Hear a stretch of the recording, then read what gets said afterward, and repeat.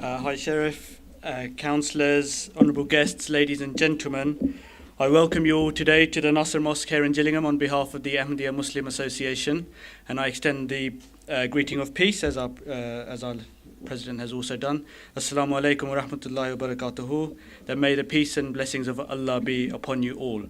So we have a couple of speakers here today, and we've also invited some eminent leaders of our neighbouring faiths to also come and speak with us today.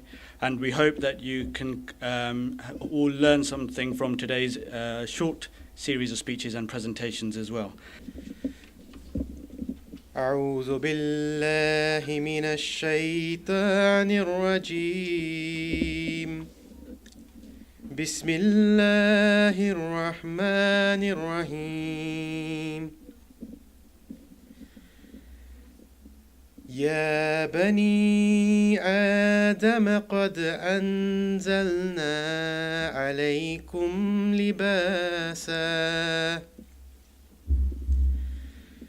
لباسا يوري سوآتكم وريشا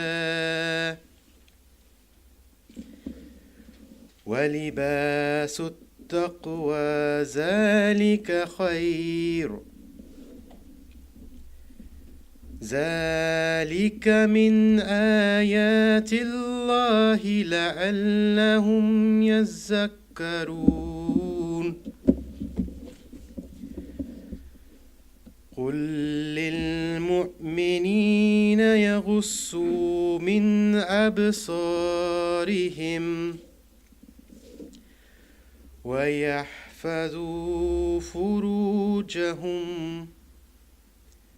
ذلك أزكى لهم إن الله خبير بما يصنعون. Chapter 7 verse 27 and chapter 24 verse 31. I seek refuge with Allah from Satan the accursed, in the name of Allah most gracious ever merciful. O children of Adam, we have indeed sent down to you raiment to cover your shame and to be an elegant dress, but the raiment of righteousness, that is best. That is one of the signs of Allah, that they may remember. Say to the believing men that they restrain their eyes and guard their private parts. That is purer for them. Surely Allah is well aware of what they do. When we host these open days, we like to add a theme to these open days so that we have a theme for the speakers, and we always try and choose current contemporary issues. In the media at the moment, there are stories full of misdemeanors in the film industry, in sports coaches and presenters. And we thought it was relevant today that we cover the subject of modesty and morality in today's society from a religious perspective. So the speakers that we have asked to speak today will all be speaking on this subject.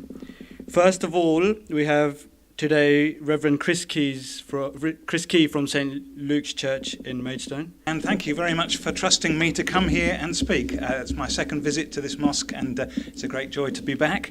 As you've heard, I'm Vicar of St. Luke's Maidstone, and the only reason I'm here is that right across the road from my church building, one of the members of the mosque here has his business, and so we've become good friends, and that's where the connection is. The subject I was given was slightly different to the one on the screen, religion and moral and social responsibility. Christians, and I have to speak as a Christian, are just slightly suspicious about words like religion and responsibility. I'll tell you why a little later on. So I can't begin with the title, I have to begin with God, the one God who made all of us, so that every human is designed to be in his image, to be like him and to relate to him as friends. That's what the fullness of humanity is, to be like the God who has made us. And that responsibility that we have, therefore, is about being fully human, being like God. caring for the people around us, whether an individual or a larger organisation or indeed a whole nation or the entire world, and for the creation that he's made. It doesn't stop short at humans. There's a responsibility for the whole world, which of course is a fairly vast responsibility. We're called to care, we're called to help, and that is part of us being fully human. Without caring for individuals and society more generally, we can't actually be fully human, let alone Christians. Christianity, of course, is based upon Jesus Christ, the one we would claim is the Messiah and more than a prophet, that one who is both fully human and fully God, which is an odd idea to some from other faiths, but has become normal, of course, for us. Jesus, the one who is the perfect image. You and I have been made in the image of God, but that's been marred. It's been broken for every one of us in various ways, except for Jesus, the perfect one. And he is the image of God, and he restores us to that image. And so through him we gain wisdom and revelation of God, which surpasses that from anywhere else and anyone else. God is seen in action in human form, an extraordinary claim, but one which has been part of my life for many, many years now. So what's our responsibility as Christians? Or indeed, from any religion, it's about doing the right thing. But is that just a matter of obeying the laws? Christians go with the Jewish scriptures, which we would call the Old Testament, and that includes, of course, amongst many other laws, the Ten Commandments. But Jesus was asked one time, what's the greatest commandment? It seems a simple question, but actually there was a needle behind it. They were trying to trick him because there was a big whole set of issues going on. And he comes up with two summaries of what the law, what the responsibility should be for every one of us. And he says, you must love the Lord your God with all your heart, all your soul, all your mind and all your strength. And you must love your neighbour as yourself. Later on, he defines your neighbour as not simply someone who happens to be like you, someone living next door who may be of the same class and culture, but actually anyone who comes close to you. Anyone who you are close to and is in need, that's your neighbour. We are called to love them. And so love is the heart of it. And he says that's the way in which we interpret all the laws and the rules that there are. Jesus himself exemplifying that love so perfectly. But what about when those rules and those laws from the Bible and from God clash with the rules and responsibilities of the culture and state in which we live? Again, Jesus was asked about that, and it was a trick. He was asked, should we pay taxes to Caesar? Caesar being the Roman emperor of the time, with Rome oppressing the people of Israel. And it was a big contentious issue. Do you pay taxes to Caesar, the Romans, or do you obey the religious laws, the Jewish faith? And Jesus asks for a coin. And when the coin comes, of course, on the coin is Caesar's face. Common thing to say, I'm in charge, from the ruler of Rome. And Jesus says, render to Caesar that which is Caesar's, but render to God that which is God's. There on the coin is the image of the emperor, and it's right for us to pay taxes. It's right for, I would say, all people, certainly Christians, to obey the laws of the state, except that there is always a higher responsibility, and that responsibility is to God. The image of God is supposed to be stamped not on a coin, but on human faces, male and female, young and old, all people, all nationalities, including those who much of our world would put down, people with learning difficulties, people with mental health troubles. The Christian faith wants to say our love and our respect needs to go out for all of those, including people of other faiths, of course. And so Jesus is saying to us, yes, by all means, honour the state. That is part of our social responsibility, but that is done in the context, first and foremost, of honouring God. And if one has to come first, God must come first every time. I mentioned at the beginning that we Christians are just slightly suspicious of the word religion and of the word responsibility. Suspicious of religion because in modern British usage it tends to mean obedience to a set of laws and some formal way of worship or prayer or some way of being. And Christians want to say our religion, as most religions at their heart, is much, much more than that. We would want to talk instead of having a relationship with God. And that's the joy of being a Christian. Indeed, it's the fun of being a Christian, to get to know God for yourself as a close friend. That is the most astonishing thing. So, religion, yes, I understand why it was used in the title, but I'd far prefer talking about having a relationship with God. But the other suspicion was about the word responsibility. I understand that too, because here we are talking about the need for all of our faiths to help in the work that God is doing in the world, caring for others and helping the state in its work. But responsibility can be such a burden, can't it? I remember my reports from school. I can just about remember that far back. And they frequently had the little phrase, could try harder. Anybody else had one of those? Could try harder. And responsibility has always felt a little bit like that. If only you could try a bit harder, you could be okay. And the Christian faith wants to say, it's not about that. It's not about me trying harder because I am a broken person. I've got all sorts of things. I've got some mental health problems myself. I've got all sorts of things that are part of my brokenness and my sinfulness. And the best bit about the Christian faith is that it doesn't say, please try harder. It says, we'll take you as you are, including the wrongs in your life, including the things about which you are deeply ashamed. And we'll take those and we'll deal with them. Because that's what Christians believe happened on a cross. That this God who came into our world died on a cross, but then was raised from the dead. And because of that, the wrongs I've done, the wrongs of any of us, can be cleaned up and got out of the way. Jesus deals with all of that by his death on the cross. And therefore, I am made holy, not because I am a holy person, but because he's taken all the wrongs away. And the next bit of good news comes, and that is that I can receive, any of us can receive, the power of God in ourselves.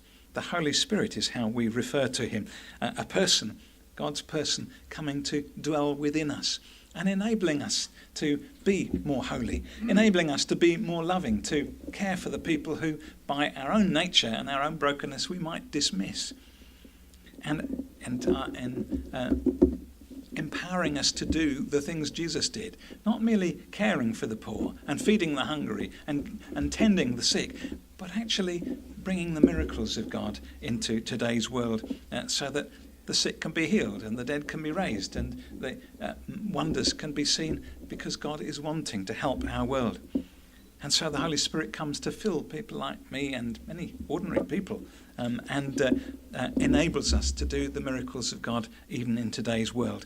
And I've seen many people healed by the power of Jesus Christ. All of that is about the title I was given, religion and the moral and social responsibility that we have. But to me, it isn't about that burden of responsibility. It's about the great joy, the joy of knowing God now, but also the wonderful certainty that Christians have of heaven beyond this life. On my flight back from New Zealand this last week, the plane started juddering quite badly, the worst that I've ever experienced. And I thought to myself, I wonder if I shall get home from this. Shall I die? And that seemed to be a real possibility. Actually, they did really well. But I thought, well, if I do die, I know what will happen. I shall go and see the God whom I've loved, and I'll see him face to face. That place of heaven is assured for me, not because of who I am a weak and frail human being like everyone else, but because Jesus has done something to set me free and has given me that hope of eternity. And so our moral and social responsibility, because of my religion and the religions of others gathered here today, is for us to discover what it is to be fully human, to belong to God, to be like him, but to be a friend of his and to find his help to make us better people. There's an amazing joy in all of that. We are made for this, and when we find that relationship with God through Jesus Christ, as I would say, we're finding what it is to be truly and fully and wonderfully human. Thank you. Thank you very much. Before I invite the next speaker, we have a short video presentation. The Ahmadiyya Muslim community is a dynamic, fast-growing, international revival movement within Islam. Founded in 1889, it spans more than 195 countries, with membership exceeding tens of millions. The Ahmadiyya Muslim community is the only Islamic organization to believe that the long-awaited Messiah has come in the person of Mirza Ghulam Ahmad of Qadian, India. Ahmad claimed to be the metaphorical second coming of Jesus of Nazareth and the divine guide whose advent was foretold by the Prophet of Islam, Muhammad, on whom be peace. The Ahmadiyya Muslim community believes that God sent Ahmad, like Jesus, to end religious wars, condemn bloodshed, and reinstitute morality, justice, and peace. Ahmad's advent has brought about an unprecedented era of Islamic revival. The Ahmadiyya Muslim community is the leading Islamic organization to categorically reject terrorism in any form. More than a century ago, Ahmad emphatically declared that the doctrine of violent jihad goes against the teachings of the Holy Quran and the practice of Muhammad. Instead, Ahmad's advent as Messiah ushered in a new era of tolerance, dialogue, and prayers. To that end, he penned more than 80 books and thousands of letters, delivered countless lectures, and engaged in public debates and prayer duels in an intellectual and spiritual campaign to defend the honor of Islam. The Ahmadiyya Muslim community is the foremost Islamic organization with the central spiritual leader. Over a century ago, Ahmad reminded his followers of God's promise to safeguard the message of Islam through Khilafat, the spiritual institution of successorship to prophethood. The Ahmadiyya Muslim community believes that only spiritual successorship can uphold the true values of Islam and unite humanity. 5 spiritual leaders have succeeded Ahmad since his demise in 1908. The 5th and current spiritual head, His Holiness Mirza Masroor Ahmad, resides in the United Kingdom. Under the leadership of its spiritual successors, the Ahmadiyya Muslim community has now built more than 15,000 mosques, more than 500 schools, and more than 30 hospitals. It has translated the Holy Quran into more than 60 languages. It propagates the true teachings of Islam and the message of peace and tolerance through a 24-hour satellite television channel, MTA, the internet, alislam.org, and print, Islam International Publications. It has been at the forefront of disaster relief worldwide through an independent charitable organization, Humanity First.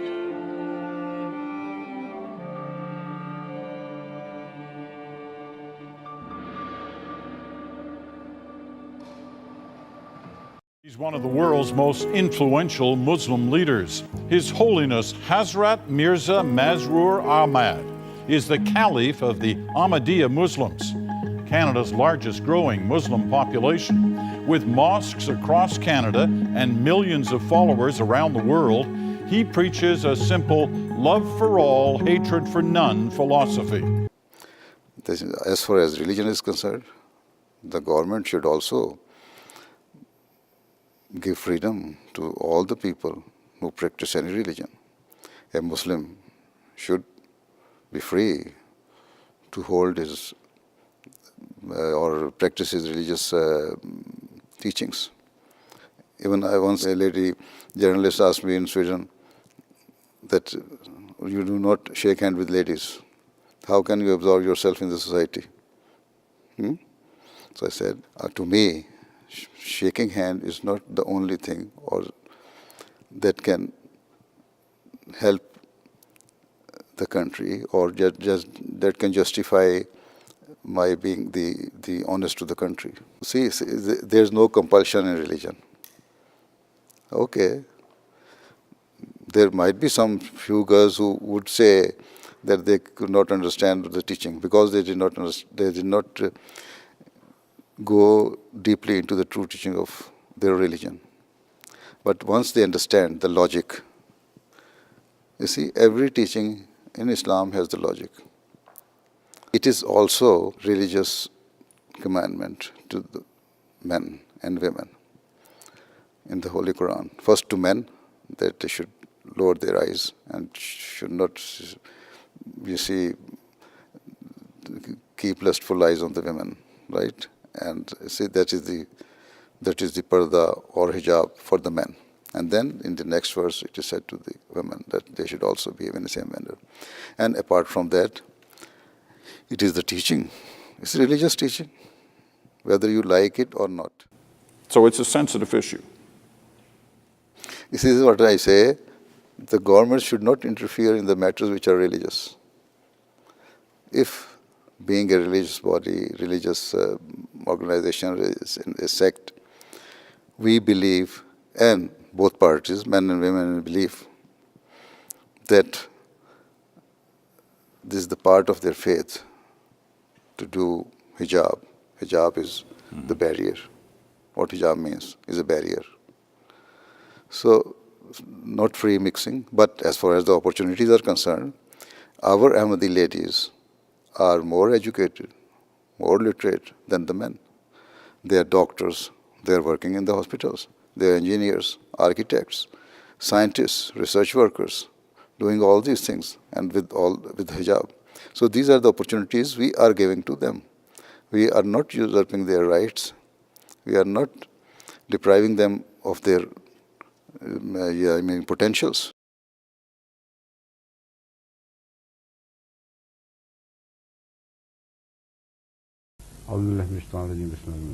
الرجال قوامون على النساء بما فضل الله بعضهم على بعض وبما أنفقوا من أموالهم. This is a very important verse. There is another verse in relation to women. وَلَهُنَّ مِثْلُ الَّذِي عَلَيْهِنَّ. As far as the rights are concerned, that verse is very categorical, that the right of men on women is only that much as the right of women is upon men. That is a very clear, unambiguous declaration that as far as the right of men, it is exactly like the right of women upon men. After that equation, things should be understood differently. Bima Faddal Allahu means a constitutional superiority, not superiority of rights. And this I have been pointing out to all the Western questioners. Wherever I go, this question always follows me, I say the hard fact is that you yourself are the witness of the fact that God has given men superiority in constitution. And no theory of equal rights can undo that constitutional difference. When there is Olympics, do the competitors, women and men competitors, run in the same course for the same competitions? You see, and particularly American football, have you seen? You know it. And you are witness against your own allegation that this is not what the Quran means. You are allowed to participate in all spheres of human activity, provided you fulfill the conditions laid upon you from the moral side and the obligations from religious side. at the time of Hazrat Rasul Akram sallallahu alaihi wasallam, even his wives who were expected to hold parda doubly strong than ordinary ladies at that time, they participated during the time of war without hiding their face, and sometimes even the parts of their body, legs, etc., were open to the view of even the enemy. And that was permitted on those conditions in certain circumstances. And Hazrat Aisha is known to have participated in large-scale national struggle, and he is known to have addressed large gatherings of men. And her life, she is known to have answered questions put to her by various people, men or women alike. So, providing you keep those models in mind and do not transgress the limits in the name of social activities, you are permitted. But if in the name of social activities you are carried away, and instead of belonging to us, you ultimately begin to belong to them, the other side, and you're overwhelmed by their influence. I'd like to call upon Dalia Halpern-Matthews to come and address us. She is from the Chatham Synagogue. Good afternoon, everybody, and thank you so much for inviting me and John and his family from the Chatham Memorial Synagogue. We're delighted to be here today, and this is actually my first visit here, so it's very exciting. Chatham Memorial Synagogue, just to let you know, is a traditional synagogue, but it is fiercely independent of all the different bodies that there are out there. So perhaps I might come with a slightly different viewpoint from some other Jewish people that you might come across. For me, I'm clearly not a rabbi, and Judaism is a way of life for me. That's something that I think is quite important to say. And so when I talk to you about morality in the current age from a faith perspective, that's where I'm coming from. While researching to write these words, I undertook a Google search on Jewish morality. Amongst others, it revealed questions such as, is it ethical to re-gift? Freebies, ethical business practice? Can someone be good without being spiritual? What is the point of religion when it causes so much violence? These were all very interesting, but they didn't really help me write a speech for today. It is my understanding, however, that Abraham was the first to link individual belief and worship in one God to social values and responsibilities. It is telling, I think, that God's commandments to the Jewish people and the word for good deeds are the same. The word is mitzvot. This shows that these obligations are at the very heart of Jewish belief. Rabbi Pete Tobias said, the founders of our religion were perhaps amongst the earliest, by no means the first, of course, to establish rules to uphold the social contract, to create a cohesive, mutually supportive and trusting social group. This holiness code in the book of Leviticus was designed to establish a society in which mutual respect, safety and trust were at its very heart. And in the middle of this collection of regulations, they placed a verse that had been used to define the basic principle that lies at the heart of every human society. Chris has already mentioned it. You shall love your neighbour as you love yourself. In the Mishnah, Rabbi Tarfon commented that Jews are to pursue justice, no matter how remote the possibility of achieving it or of overcoming that injustice. I find it interesting that Mahatma Gandhi said, it's the action, not the fruit of the action that's important. You have to do the right thing. It may not be in your power, may not be in your time, that there'll be any fruit. But that doesn't mean you stop doing the right thing. You may never know what results come from your action, but if you do nothing, there will be no result. And the Dalai Lama said, "What's past is past. Nothing can change that. But the future can be different if we choose to make it so.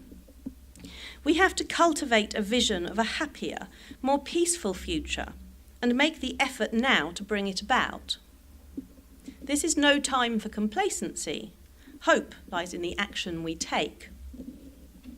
So, silence and passivity communicate compliance or acquiescence to what is wrong. The Holocaust illustrates the consequences of prejudice, racism, and stereotyping on society. It forces us to examine the powerful ramifications of indifference and inaction. Now, I think we'd all agree that no two people are alike. They won't think alike, they won't look alike, they won't live the same life. And yet the Torah tells us, as again Chris mentioned, that everyone is created in the likeness of God. To sidestep slightly, the MP Joe Cox didn't believe any issue was so intractable that it had to be left on the too difficult pile. The More in Common movement, triggered by her murder, has something interesting to add here, I feel. It's an effort to build closer communities, more inclusive societies that are stronger, more resilient to the appeal of xenophobia and authoritarian populism. This movement, together with the recently set up Loneliness Commission, will hopefully help in various ways with the collective challenges facing us all. This terrible refugee crisis, climate change, inequality, the massive loneliness epidemic. We have more in common than that which divides us. Working together effectively, individuals and organisations alike, we are greater than the sum of our parts. Our compassion, understanding and optimism are signs of our joint strength and can help to create a fairer, kinder and more tolerant world. We can break down barriers and celebrate the best of what each community has to offer. We must pursue justice, no matter how remote the possibility of achieving it is. In her diary, Anne Frank wrote, "A quiet conscience makes one strong." I think we all have a personal and individual responsibility to society. I believe everyone is equal. So love your neighbour as you should love yourself. Don't accept indifference or inaction. We can make a difference, each and every one of us. Thank you. Thank you very much, Dalia. That's very interesting. You mentioned it was your first visit, and we hope more to come. Today, we're fortunate to have with us the High Sheriff of Kent, Mr. George Jessel. I think it's his second visit to the Nasir Mosque here in Gillingham, and I'd like for him to please come and mention a few words. Ladies and gentlemen, a very warm welcome from myself, and as you've heard, this is in fact my second visit to this lovely mosque, and I'm very pleased that you have invited me back again. I thought that I would start to give you a short history about the role of High Sheriff, because I'm sure a lot of you sitting in the audience will have heard the expression and may well have come across or heard about a High Sheriff in the past, but maybe not have met one or understood where the title and the role comes from. So here in Kent, sadly not as old as the religions that are being talked about this evening, but in 992, so over 1,000 years ago, during the reign of King Ethelred, Shah Reeves, or sheriffs, were first appointed, and these were chief administrators appointed by the king, by King Ethelred. But I thought I would just give 30 seconds on my little view. I've held the office, as I've said, for 1 year, and I have seen many examples of modesty and morality as I have visited inner city organisations to right out to rural outposts. I have met volunteers, both young and old, who attempt to make a difference for those living on the edge, both through financial hardship and mental breakdown. These volunteers work selflessly, not boasting or talking about the moral high ground, but modestly seeking out those who need their help, quietly offering a helping hand or a listening ear. I believe that in this age of instant fame and Instagram gratification, that we only need to look at our third sector and the great charities of Kent to see both modesty and morality in action. I also, as the High Sheriff, I've been very lucky to go to not only to this lovely mosque. I myself am a practicing Christian, but I also have been down and seen the Jewish faith in action. I've seen the Sikhs in action. And what is nice about this county of Kent is that we are a mosaic of different religions. And I, for one, would like us all to be at peace with each other. I am absolutely against any religious aggravation or war. So the slogan that this mosque has adopted, love for all, hatred for none, I think is an excellent one. And I think that that sums it up in 6 very good words. Now, finally, the last thing that I have to say is that most of my powers, as I've said, have been taken away. But I do have one left, which is, as a High Sheriff, I'm allowed to appoint a chaplain. And this year, my chaplain is the Reverend Canon Caroline Pinchbeck, who has been a very loyal soldier to me. And I felt that she, who is going to speak after me, would speak better on the words modesty and morality. So I'm going to hand over to the Reverend Canon Caroline Pinchbeck. Thank you very much. As everyone has said, particularly the hospitality that we've already received in this mosque is actually my first visit to a mosque as well, so it's a very significant occasion. One aspect that the High Sheriff hasn't spoken about is that we've visited all the prisons in Kent and Medway, and reflecting on those words of modesty and morality. Modesty, or immodesty, is probably about a reflection of self-esteem. And actually, in terms of where we are in modesty, in terms of humility, means that in humility we look to the other and our relationships with the other and in community, and have a corrective on how we behave, being attentive to the needs and desires of others. And we are becoming a more and more selfish and egocentric society, and all the faiths, as we have heard, are trying to break and be counter-cultural to that.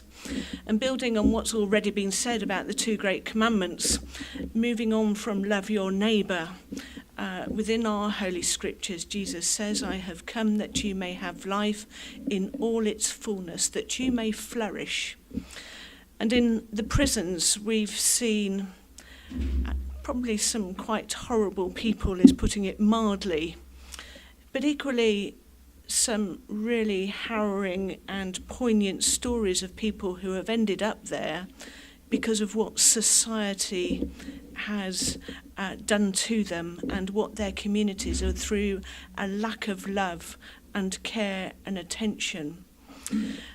And for me, in that there is the issue of justice, not just through the penal system, but actually true justice is about looking and being attentive to the needs of others. And as everybody has said, that is a crying need for it in all of our communities, whatever context they may be. And it is to us, of whatever faith and profession we are, to proclaim that and to bring about that justice, because it can't go on. And how do we learn and share that in our world through love of each other, and in such events as this, that we share with one another our faiths, but also in hospitality we build relationships and partnerships with one another. And so thanks be to whichever God we profess that we are working to that. Thank you. Thank you very much to the High Sheriff for his kind words, and for Canon Caroline Pinchbeck, who's also joined us in our previous peace vigil that we held in Gillingham last year. I'd now like to call upon the Imam here of Nasir Mosque in Gillingham, Mr. Safir Khan, to come and address us. Bismillahirrahmanirrahim. Bismillahirrahmanirrahim. Start with the name of Allah, the Gracious, the Merciful. Ladies and gentlemen, good afternoon, and may peace and blessings of God be upon you as well. So this is a great opportunity for me to be able to speak on the very important topic that we have selected for today's open day: modesty and morality in respect or in the light of religious teachings. I really enjoyed the previous speeches of our distinguished guests who spoke about this very important topic in light of their religious background. And at the end of the day, if we look at our religions, whether it's Islam, Judaism, Christianity, or other religions, Islam tells us, and the Holy Quran also speaks, that God sent prophet to all parts of the world and to every people. And there was no one single people that God Almighty did not send a prophet to or a messenger to. So that is something that brings us together and shows that the whole creation, the whole humanity is ultimately one. So the mankind is one. We're all brothers and sisters, and God created us like that, and that is how He has wanted us to be. So again, in the Holy Quran, Allah the Almighty says that God is the one who created us, and God gave us certain faculties that He hasn't given to any other creation. And one of those faculties is to live in harmony and peace together, but also to learn from each other and to build on making an environment for us that is an environment where we can practice our religions in peace together with our differences, and also in an environment where we can contribute to the society, to lift the society to a better moral state. So I think that is something that is the aim of our existence here in the world. And this is what the Holy Quran speaks about as well. And Allah the Almighty says in the Holy Quran that I have created not the mankind, but for the purpose of worshipping me. Now, if we further study the Holy Quran, the Quran talks about worship and talks about what it means. Does it mean only to, worship God and, pay all the dues of Allah, or does that include something else? And if you read the Holy Quran, it talks about paying the dues of mankind and giving the rights of people. So that's two most important things. So if you cannot, truly worship God Almighty in Islam as a Muslim without actually fulfilling the rights of people. So if you don't do that, then your whole purpose is defeated of worshiping God. So the second biggest part is to give the due rights of the people. And that is where the issue of modesty and morality comes in, and what we need to do as human beings, as Muslims. What the Islamic teachings talks about is exactly what other faiths also talk about, and which has been mentioned, like loving your neighbor or paying the rights and looking after your neighbor. So in the Holy Quran as well, and also through the traditions of the Holy Prophet Muhammad, peace and blessings of Allah be upon him, he said that those people who don't look after their neighbors, for example, they cannot fulfill the rights of God. And similarly, In the Holy Quran, Allah the Almighty describes Himself as pure, and that God likes those who want to be pure or who try to purify themselves. Also, Allah the Almighty has says in the Holy Quran that God has created humankind, the creation, and He has created and given and wants the humankind us to follow the attributes of God. And that's exactly something that was mentioned before as well, that we need to follow the way God does things. So what is it that God does? God is merciful, God shows kindness, God forgives. So all these things do change our society in a better way. So these things, if everyone tries to inculcate these attributes of God, then we can be able to shape the society and improve the society in terms of the moral aspect as well. Another thing that is widely misunderstood is that religion is the cause of disorder, or religion is the cause of conflicts. Without exception, maybe one or twice, or maybe one or two places, we do find that religious extremism is there. But the problem is not religion. The problem is the people sometimes who misinterpret and misuse anything. Religion is just one thing, can be misused, but you can misuse anything and make it bad. So in the same case, we see in various parts of the world that religion has been misused, and in that case, we see the negative side of the example of such people.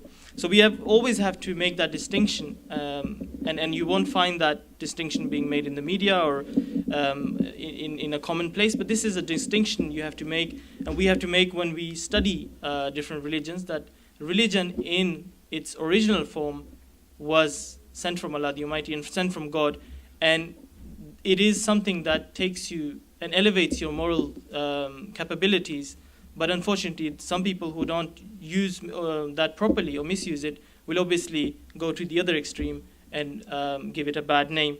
So at the end of the day, when it comes to morals, we find all these morals are common in different religions. We find so many good teachings in the Bible. We find so many fantastic, things, guidelines in the Torah. We find so many, good guidelines in the Quran that talks about how we should act.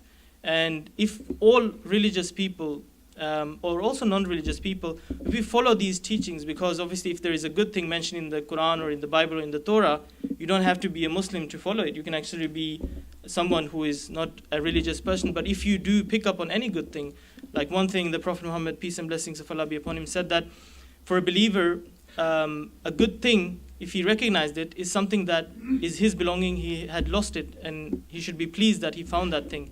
So in that case, if we pick up on these good things that we find in different religious teachings, then we can together shape the society in a better way as well, and increase our spiritual capabilities as well, our moral capabilities. All religions talks about doing good to each other, wishing for another person what you wish to be done to yourself. And again, these teachings do shape our society and bring about moral change as well. So in the Holy Quran, it is mentioned that the prophets that God sent, they come to reform people. And this is what we find in the religious teachings as well. So if we can follow the example of the prophets, then making that spiritual change or moral change in ourselves, we can able to, first of all, change ourselves, and then change our circle. And then if that continues, and if you look at it in a bigger picture, you see that it can go a long way to changing the difficult challenges that we have in the society. In the beginning, we did hear that we have challenges in the society, and there is no hiding from that. We have challenges such as inequality. We have challenges in terms of moral conduct. We do see that every day sometimes as well, where there is abuse, where there is injustice. We see that on every level, on justice level as well, and authorities, how they deal with it as well. It is a challenge for everyone. It's a challenge for the state. It's a challenge for an individual. It's a challenge for the faith communities as well. And this is exactly why the Holy Quran especially lays great emphasis on justice. Then we have to do justice to everyone. And once justice has been established in the world, in every form and in every stage, whether it's national, international, or on a local level, we can see that things will change. Today we see, because of injustice, because of these morals not being there, we see that there is injustice in the world in terms of international level, where countries are fighting each other, when there is no respect between these countries, between people of different backgrounds, from different worlds, from different parts of the world. So if these things were there, then we wouldn't find ourselves in this situation that we are in at the moment. And also in terms of the more issues related to morality, such as we have seen recently in the Hollywood industry, we've seen in the sport field as well, where we have had issues of sexual harassments, inequality. These things come because of the whole concept of going away from these core moral principles, and religion really can help us stay on the path of righteousness. So, for example, when it comes to the rights of men and women, as you saw in the video as well, the Holy Quran talks about that men and women are equal. They have equal rights, and they should be respected. Though where Islam talks about the segregation, it's often an issue which is raised. And the reason, the whole philosophy of segregation is that, as the Quran says, that men, first of all, should be the one who have to lead by example by lowering their gaze and try not to, jump that barrier and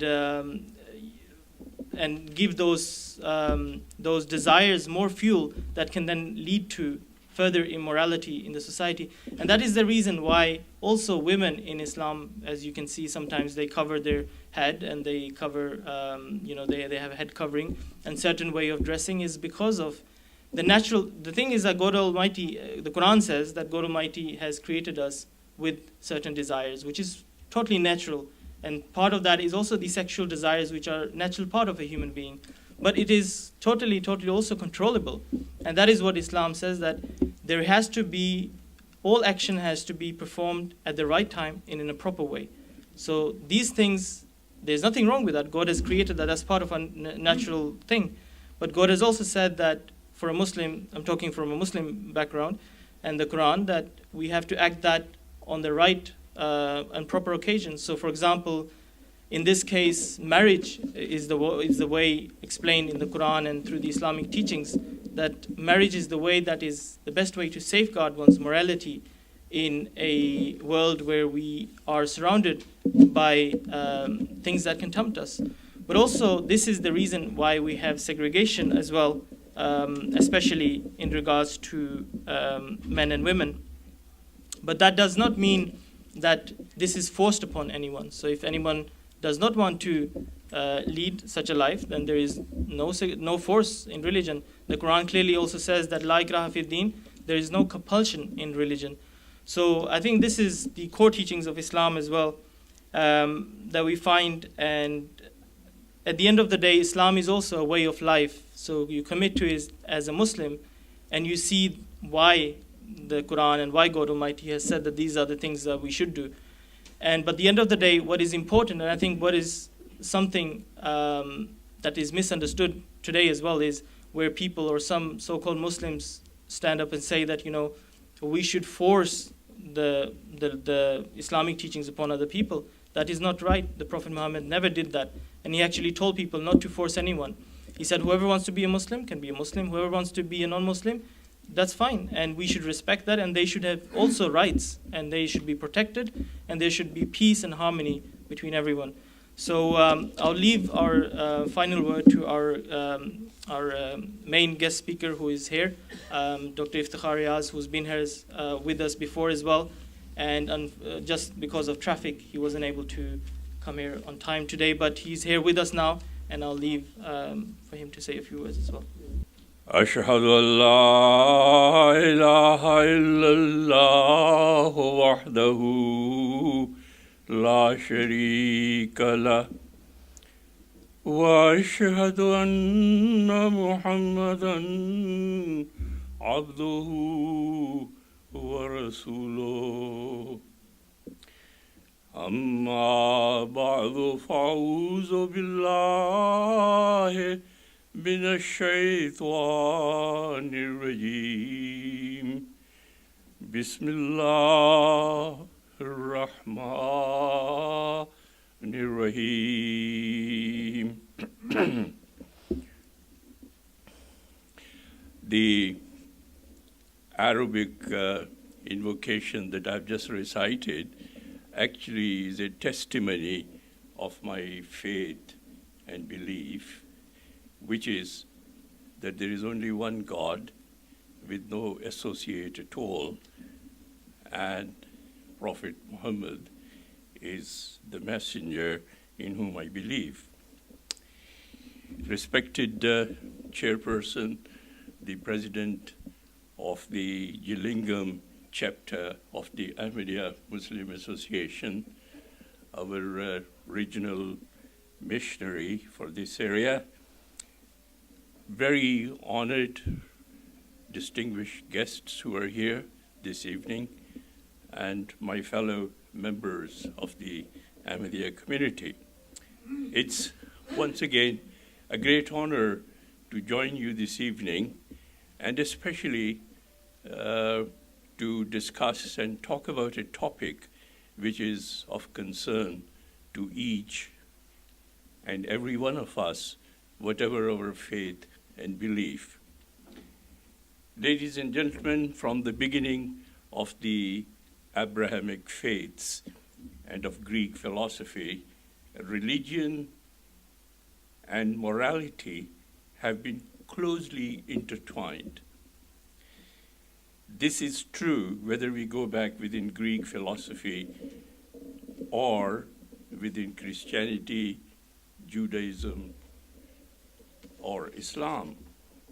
Islam's moral system is striking in that it not only defines morality, but also guides the human race in how to achieve it at both an individual as well as collective level.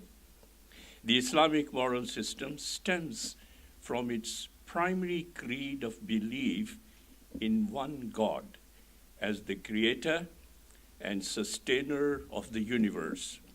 Islam considers the human race to be a part of God's creation and also God's subjects. God is the supreme ruler. From an Islamic perspective, the purpose of human life is to worship God by leading this worldly life in harmony with the divine will. So do what will please the Creator, what will please God, and thereby achieve peace, internal peace and peace in this world, and everlasting success in the life of the hereafter, in which we firmly believe. Muslims look to the glorious Quran, which is our scripture, and the traditions of the Prophet, his practices, his example, as their moral guides. In the Holy Quran, God Almighty says, "It is not righteousness that you turn your faces to the east or west, but truly righteous is he or she who believes in Allah, that is God, and the last day, and the angels and the book and the prophets, all prophets, not only the Prophet of Islam, and spends his money for love of God on the kindred and the orphans and the needy and the wayfarer and those who ask for charity and for ransoming the captives, and who observe prayer and pay the zakah, and those who fulfill their promise when they have made one, and the patient in poverty and afflictions, and the steadfast in time of war. It is these who have proved truthful, and it is these who are God-fearing." This verse underscores the Islamic belief that righteousness and piety is based, before all else, on a true and sincere faith. The key to virtue and good conduct is a strong relation with the Creator, with God, who sees all at all times and everywhere. He knows the secrets of the hearts and the intentions behind all actions. Therefore, Islam enjoins moral behavior in all circumstances. God is aware of each one who no one else is. It may be possible to deceive the world, but it's not possible to deceive the Creator. The love and continuous awareness of God and the day of judgment enables man to be moral in conduct and sincere in intentions with devotion and dedication.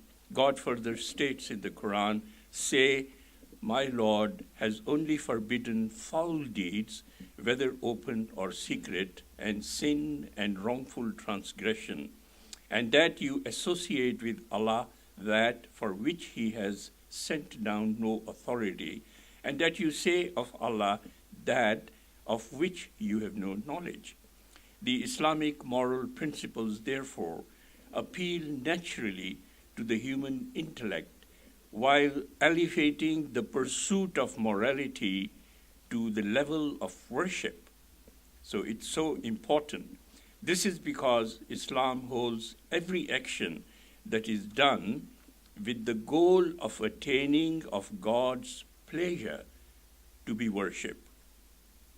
The guiding principle for the behavior of a Muslim is what the Quran refers to as virtuous deeds. This term covers all deeds, not just the outward acts of worship. Some of the most primary character traits expected of a Muslim are piety, humility, and a profound sense of accountability to God. A Muslim is expected to be humble before God and with other people as well. Islam also enjoins upon every Muslim to exercise control of their passions and desires. The existence of moral forces within the human personality emanates and is subservient to the inborn faculties of a human being, and there exists a natural impulse towards morality in the human makeup. The human faculties, which are inherent in human nature in its inner aspect as opposed to the outer and physical aspect, are denoted by the word khulq, which is Arabic. Khulq is the term which describes that habitual and firm disposition in a human by virtue from which moral actions flow spontaneously and effortlessly. The Holy Quran tells us that when an immoral act is committed, the human nature and its natural morals are not the basic motivators of such an act. Rather, the wrong moral training, unsuitable environment, compulsions arising from the society, and artificially created social norms, bad company, and erratic and wrong use of one's natural desires and passions aroused by social environment. These and many other external factors lead to immoral acts and improper behavior. The Holy Quran tells us that everything in this universe exerts an influence on its environment and also accepts influence from its environment. Every action is followed by a reaction. We know how a person's health is influenced by changes in weather, by his food, his dress, and his home. The Holy Quran goes further and does not limit the influence of physical environment on the human body alone. It also tells that this influence affects even the morals of a person. Thus, the commandments it gives about the material world, such as its laws about food, dress, the principles of government, the economic order, and so forth, are not only meant to keep the physical, social, and economical aspects in order, but also to uplift our moral conditions. The wisdom underlying the prohibition of certain foods by the Holy Quran is that by consuming them, one becomes devoid of certain high moral qualities. Similarly, to safeguard the newborn from any evil influence and to impress upon it the highest form of pure sound, the Holy Prophet, may peace and blessings of God be upon him, used to recite the call for prayer in the right ear and the ikama, that is second call to prayer, in the left ear of a newborn child. If we look closely at the wordings of these two calls, we notice that these consist of sentences calling one to the highest type of purification. Scientific research has shown that the first sense to become operational after birth is the hearing, and that is why Islam has impressed this very faculty with the highest purifying sound. The Holy Quran has not taught us to suppress human faculties and has told us that no human faculty is bad in itself. Rather, it is called bad when used inappropriately in any situation. It has lauded those who control their anger, but not the person who wipes out his capacity for anger. In fact, the triumph of joy, cheerfulness, hustle and bustle of progress in this world are promoted not through snuffing out human emotions, rather through their proper and appropriate use. We must remember that although forbearance, honesty, truthfulness, steadfastness, contentment, self-control, bravery, chastity are all moral qualities of the highest standards, these become part of good moral qualities only if they are free of all ill intentions. Without good intentions, the very same deeds can become damaging to one's morals. A person showing forbearance and humility in order to deceive people or offering prayers for show of piety would be better off if he did not show qualities of forbearance, humility, and worship. Unlike other systems, the ethical and moral system in Islam derives from a divine source. This divine source is the revelation from Allah. Therefore, this system cannot be changed or manipulated to fit our desires. It applies regardless of time or place. This system has not been changed for thousands of years. It cannot be changed today, and it will never change until the day of judgment. No one has the authority to change or alter this system, even if the whole world wants to do so. What was considered good morals in the past will remain as good morals throughout time. What was considered as bad morals in the past will remain so forever, even if society accepts it as a norm. The system of morality is not affected by cultural norms because God is the one who determines what is accountable and what is not, and what is good for us and what is not good for us. So the moral code which we have inherited through religion stays forever. No one has the authority to change it, because that is the code which is a divine code and which has been provided for the guidance of humans everywhere and all over the world. The Holy Quran is very detailed and clearly mentions the significance of good manners, just like it mentions the importance of belief, worship, and all our daily affairs. For example, several good acts of morality are mentioned repeatedly in the Quran, such as dealing with one's parents in the best manner, being nice to one's relatives and neighbors, taking care of orphans and the poor, being honest, being sincere in all of one's intentions, fulfilling one's promises, and treating all people fairly. Islam warns against vanity and excessive attachment to the ephemeral pleasures of this world.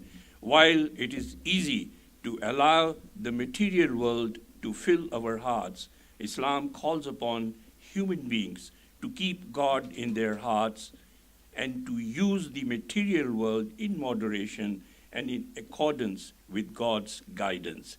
The Holy Quran says, "The day when wealth and sons, that is children, shall not avail, but He alone, that is God alone, and He alone will be saved, who brings to God a sound heart." So what is really important is to make sure that in our lives we think what is going to please our Creator and what is not going to please our Creator, and always do that which we are convinced will please our Creator, our God, which is very, very important.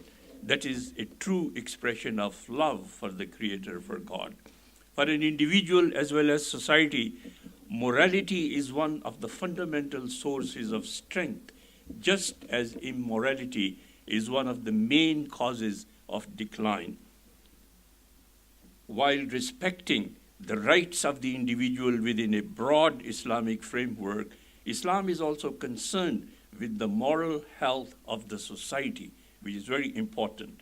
Thus, everything that leads to the welfare of the individual and the society is morally good in Islam, and whatever is harmful to the society or to the individuals is morally bad.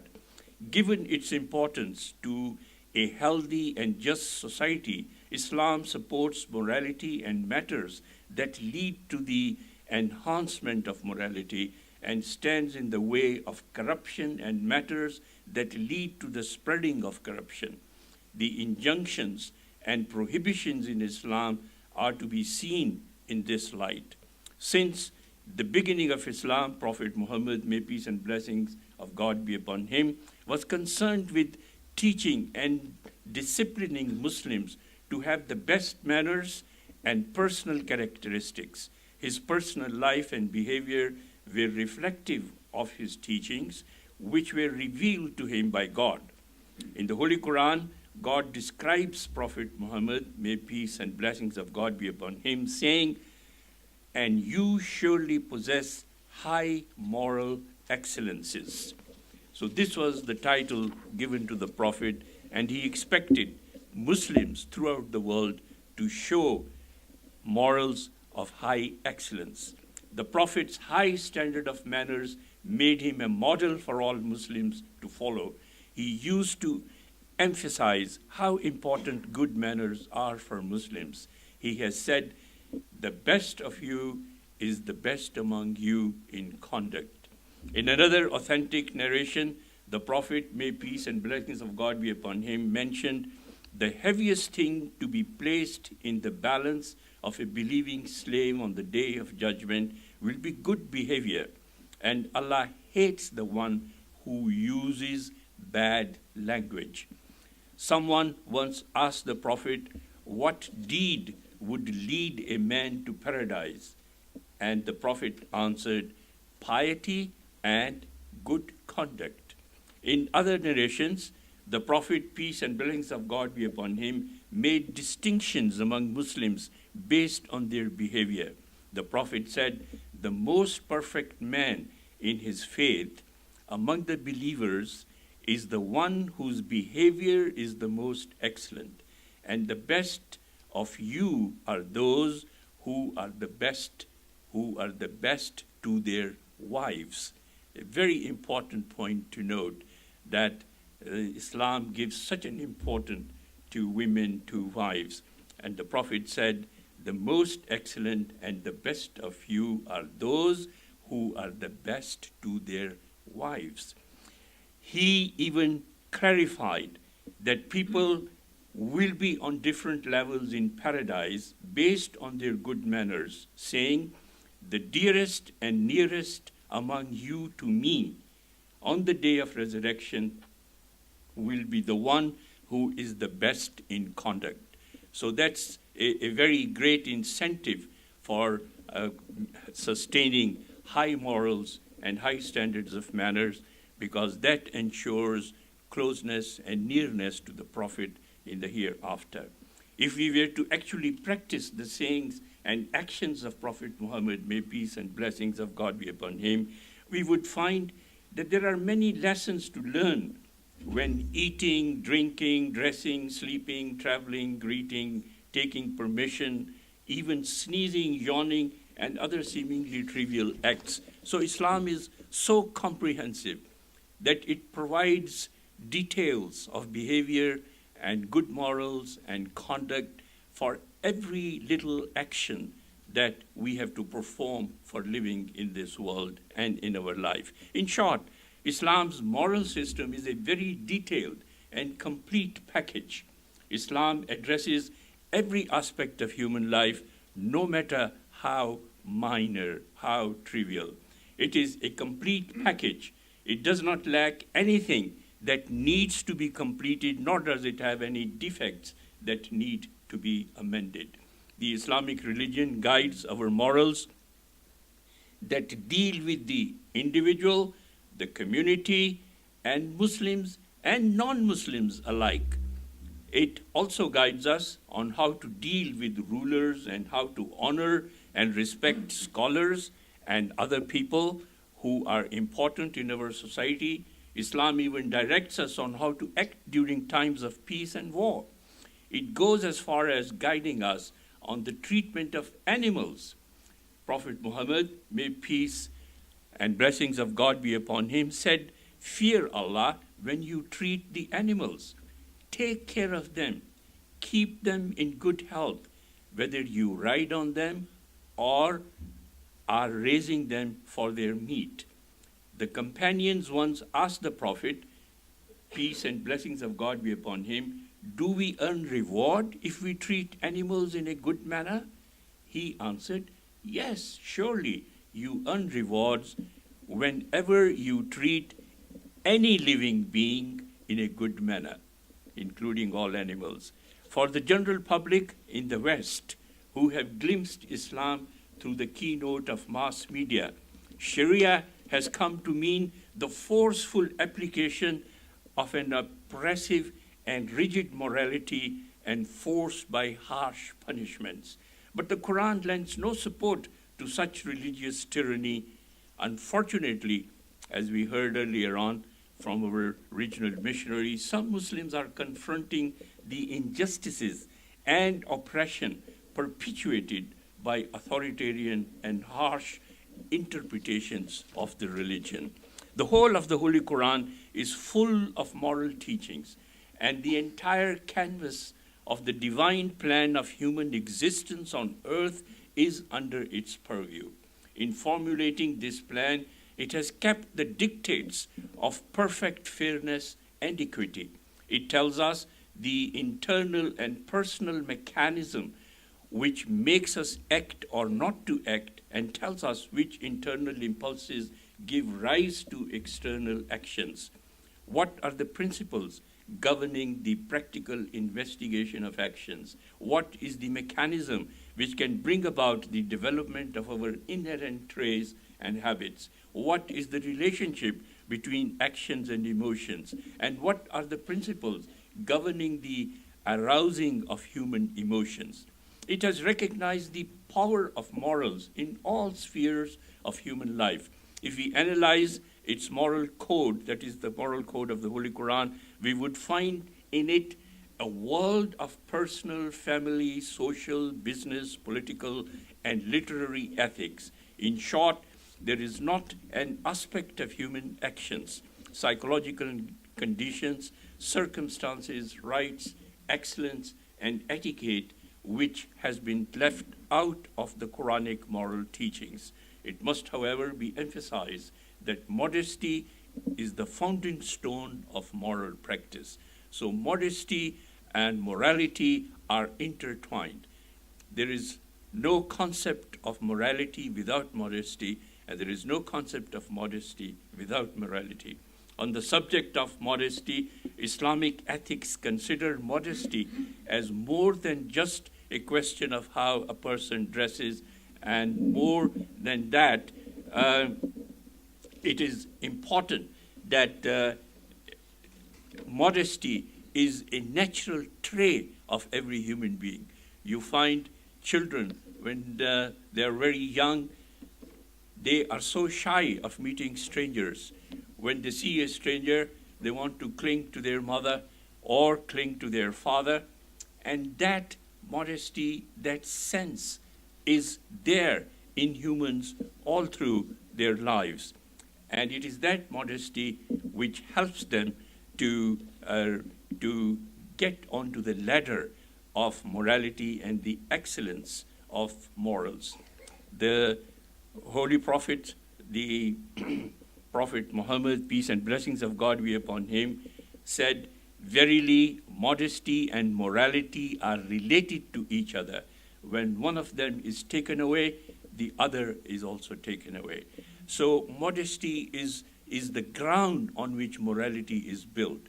And so it is very important that the natural trait of modesty is sustained throughout, and children are given the practice and are given the encouragement to sustain their morality and also to sustain their modesty for their future development, so that they become people who are strong in character and who are great examples of morality, not only to their own families, but to everyone else. So the Holy Prophet said, "I advise you to be modest toward God the Exalted in the same way that you are modest toward a pious man." So modesty, again, is a very important trait that has to be developed. The Ahmadi Muslims in the West, and indeed in the world, are reaching out with hands of friendship through observing very high standards of morality. They wish to be seen as allies in attaining goals that are common to all humanity: social justice, ecological sanity, peace, and human dignity. And it is because of those very high moral standards that we find that in the society, Ahmadis everywhere in the world, not only in this country, are always very law-abiding, very particular about taking care that they don't disturb the peace in any way. They don't go out on strikes. They don't do anything that will disturb the peace of others. And not only that, we find that amongst the various groups in the country, the Ahmadi youth stand out. There is hardly any drug addiction or any such crimes, and you hardly find any Ahmadi going into prison or being a criminal or anything of the sort. It is because of the practices of the community which ensure that each and every individual in the community is a model of high morals and a model of great manners, which will bring people together. And this is the most important message, that morals and modesty are a forum, are a platform which can bring all humans together, because these are the traits, these are the teachings, the principles of all faiths and all religions. There is no religion that goes against the teaching of morality, and the values of morality are very similar. So if we are on this platform, we are one platform, all of us, to do things which will be better for the peace and prosperity of this world. So as leaders of religions, as leaders of communities, we have to confront the challenges which we face today in relation to morality and modesty in our societies. There isn't much more time to go into the details of this, but this would be my message this afternoon, that all of us who are here should become conscious of the challenges of morality in our societies and try to make sure that our youngsters, our youth are trained and brought up in a way that they appreciate the value of good morals everywhere they are. And we have a society because it is through morals that we can actually promote friendship and a bond of love and affection and care and compassion for each one in the society. So that's the message of the evening, and God bless you all, and God help us to do what we need to do for our future generations.